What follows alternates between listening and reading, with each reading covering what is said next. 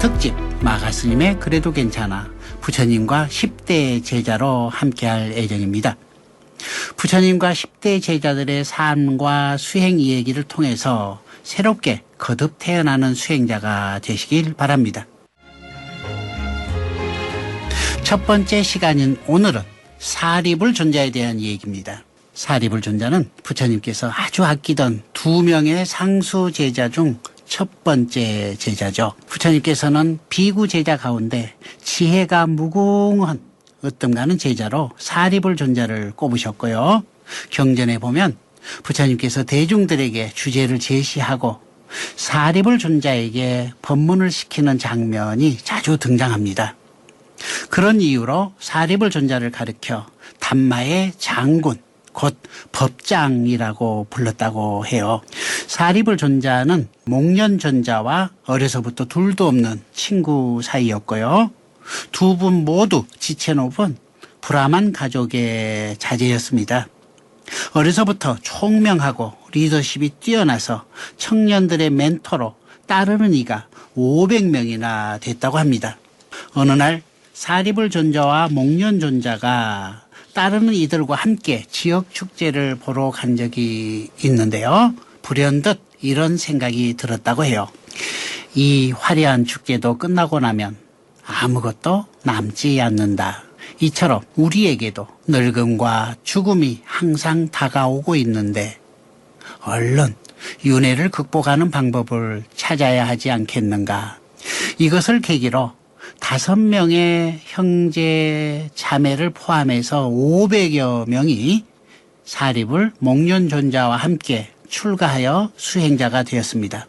하지만 삶에 대한 의문을 해결해 줄 큰 스승을 만나지 못하다가 우연히 부처님 제자를 만나서 깨달음을 얻으신 부처님의 존재를 알게 되었고, 마지막으로 그들을 따르는 250명의 수행자들과 함께 부처님을 찾아가 출가를 하게 됐고요. 사리불존자는 출가한 지 15일 만에 깨달음을 얻으셨다고 합니다. 이후 부처님의 아끼는 제자이자 대표 지도자로 수많은 제가자들의 수행을 돕고 깨달음을 성취하는 데 큰 도움을 주었다고 하죠. 부처님께서는 수행자들에게 2 제자를 따를 것을 권하면서 이렇게 말씀하셨습니다. 비구들이여, 사리불과 목련을 가까이 하고 그들을 따르라. 2 사람 다 현명한 비구이고 동료 비구들에게 도움을 주는 이들이다. 사리불은 아이를 낳는 엄마와 같고 목련은 갓난아기를 돌보는 유모와 같다. 사리불은 제자들을 가르쳐 진리의 눈을 뜨게 하고 목련은 더 높은 단계로 이끌어준다. 사리불존자는 출가한 지 40여 년 후 부처님보다 6개월 일찍 열반에 들게 됩니다.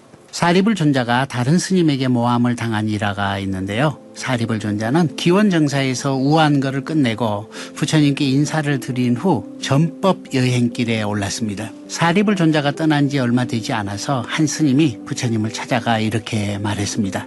부처님, 건방진 사리불존자가 저에게 부딪히고 사과도 없이 유행을 떠났습니다. 어떻게 승단의 대표 스님이 이렇게 남을 무시할 수 있습니까? 부처님께서는 이 말을 들으시고 한 스님을 보내서 사리불존자를 데려오게 했습니다. 그러자 목련존자와 안한존자는 이것이 모함임을 눈치채고 사중에 있는 모든 대종 스님들을 불러 모았습니다. 사리불이여, 여기 한 스님이 사리불존자가 저에게 부딪히고 사과도 없이 유행을 떠났습니다 라고 말했습니다. 부처님께서 이렇게 말씀하시자 사리불존자가 대답했습니다.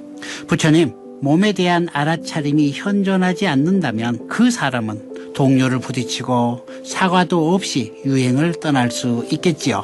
부처님, 저는 똥도 오줌도 가래도 고름도 무엇이든 혐오하지 않고 있는 그대로 모두 다 받아들이는 대지와 바람과 같이 원한과 분노 없이 지금 이 순간에 머물고 있습니다.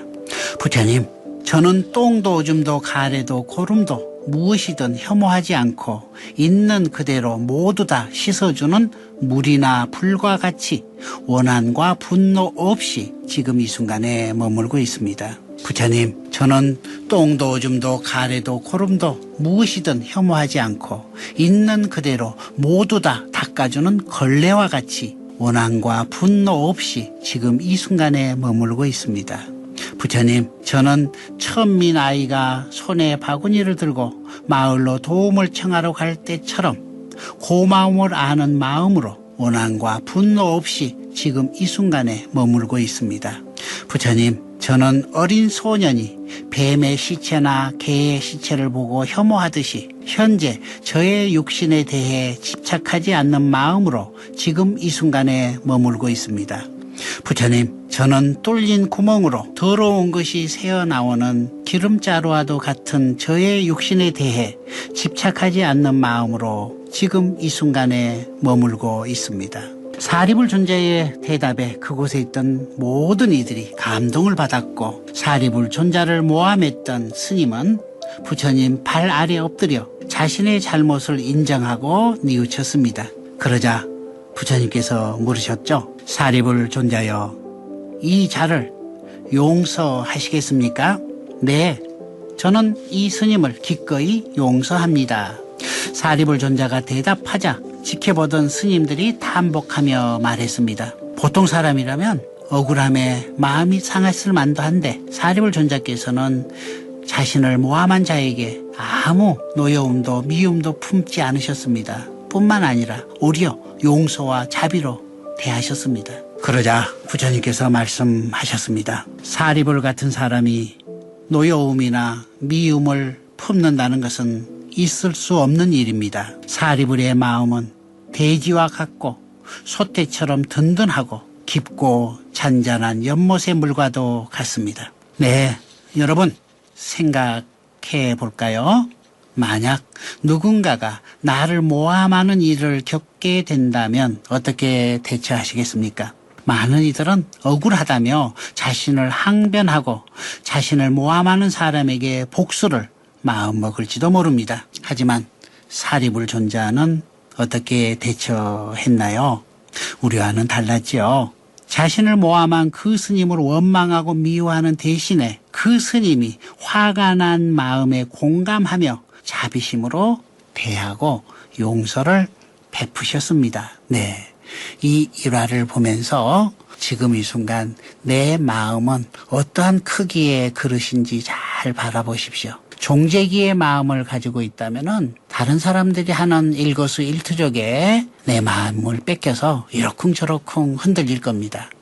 그렇지만 넓은 그릇, 더 크게 바다와 같은 넓은 마음을 가지고 있다면은 상대방의 모든 행위를 다 받아들일 겁니다. 불교의 수행은 종재기 같은 마음에서 넓은 바다와 같은 마음으로 키워나가는 것이 바로 수행이고 불제자들이 가야 될 길입니다. 부처님께서는 사리불의 마음은 대지와 같다라고 말씀하셨는데요. 대지와 같은 마음은 어떤 것일까요? 우리도 살다 보면 자주 겪게 되는 일입니다. 내가 한 일이 아닌데 남에게 안 좋은 소문이 퍼졌을 때 우리는 억울함을 느낍니다. 이때 수행을 배우지 못한 사람들은 그 고통을 부정해 버리기 쉽죠. 왜 하필 나한테 이런 일이 일어났지? 이건 다 그 사람 때문이야. 이렇게 부정하는 마음은 원망하고 미워하는 마음으로 이어지죠. 하지만 수행자는 이렇게 속이 상했을 때 먼저 몸에 대한 알아차림을 확립하고 몸과 마음의 통증을 인정합니다. 사리불 존자께서는 먼저 나 자신에게 일어난 통증을 알아차리고 받아들이고 나서 잔잔한 마음으로 자신을 비난한 스님의 입장에서 생각해 보셨습니다. 아, 저 스님이 화가 많이 났구나. 저 스님은 자신이 무시당했다고 느꼈구나. 저 스님은 지금 매우 고통스러워하고 있다. 그리고 자신의 통증을 스스로 소화해내지 못하기 때문에 다른 사람 때문이라고 미숙한 견해에 빠져 있구나. 이렇게 그 스님에 대한 공감이 일어나자 사리불 존자의 마음 안에는 그 스님이 고통에서 벗어나기를 바라는 한량없는 연민의 마음이 솟아났습니다. 이것이 바로 사리불 존자께서 말씀하신 바다와도 같은 마음, 물과 풀과 바람과도 같은 마음입니다. 만약 사리불 존자가 부처님, 저는 아무 잘못이 없습니다. 모두 다 저 스님의 잘못입니다. 라고 말했다면 어떤 상황이 벌어졌을까요? 아마도 부처님과 대중들은 모두 지켜보는 가운데 서로를 욕하며 싸우는 모습을 보이고 말았을 겁니다. 하지만 사리불 존자는 알아차림과 지혜로운 대처를 하셨고 사리불 존자의 말과 눈빛에서 자신의 고통에 대한 진심 어린 공감과 존중을 느끼니 모함했던 스님도 어느덧 치유가 일어나고 참회의 마음을 가졌던 것이죠. 이처럼 사리불 존자께서는 알아차림 수행과 자비심을 지닌 지혜로운 대처로 열반에 들기 전까지 모든 사부 대중들의 사랑과 존경을 받은 삶을 사셨습니다. 네, 아셨죠? 지금 이 순간 나의 그 마음 하나로 인해서 삶은 달라진다는 거죠. 이미 일어나 버린 일에 대해서 옳고 그름을 따지는 게 아니고 반대 입장이 돼서 그 사람의 입장이 돼서 한 번 더 생각해 볼 수 있는 여유를 가짐으로 인해서 내가 더 넓어진다는 얘기입니다. 저는 사리불 존자를 모함한 스님과 사리불 존자가 대면했을 때 부처님께서 던지신 말씀이 아주 인상적이었습니다. 사리불이여, 여기 한 스님이 사리불 존자가 저에게 부딪히고 사과도 없이 유행을 떠났습니다. 라고 말했습니다. 보통의 리더라면 어떻게 했을까요? 사리불이요, 저 스님의 어깨를 치고 그냥 갔다 던데 사실인가요? 사리불이요, 왜 그런 행동을 했나요? 라고 물었을 확률이 높지요. 그러나 부처님께서는 개인적인 판단을 하지 않으시고 그 스님이 한 말 그대로를 사리불 존자에게 전했죠. 만약 부처님께서 어느 한쪽 편의 말을 듣고 건넸다면 둘 중 한 명은 상처를 받고 크게 반발할 수도 있었겠습니다.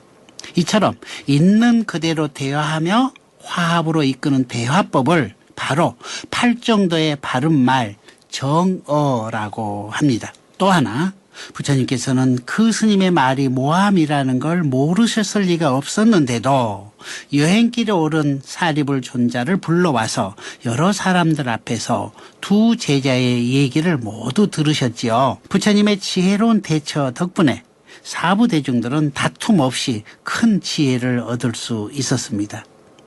이때 모함을 눈치채고 대중들을 불러 모은 목련존자와 안한존자의 지혜와 순발력 역시 왜곡된 소문을 예방하여 사부대중의 화합을 유지하는 데 큰 역할을 했을 겁니다. 여러분도 인간관계 문제가 생겼을 때 부처님처럼 있는 그대로 전하는 대화법을 사용한다면 관계의 화합을 이끌어내는데 큰 도움을 줄 수 있을 겁니다. 네, 이런 대화를 앵무새 대화라고 하는데요. 상대방이 했던 말을 똑같이 읊어주는 거예요. 안녕하세요 라고 하면은 당신이 나에게 안녕하세요 라고 얘기해 주니 제 기분이 참 좋습니다. 당신도 안녕하신가요? 이런 식으로 상대방이 했던 말을 그대로 되뇌어 주는 것, 이게 부처님 대화법의 첫 번째가 되겠습니다.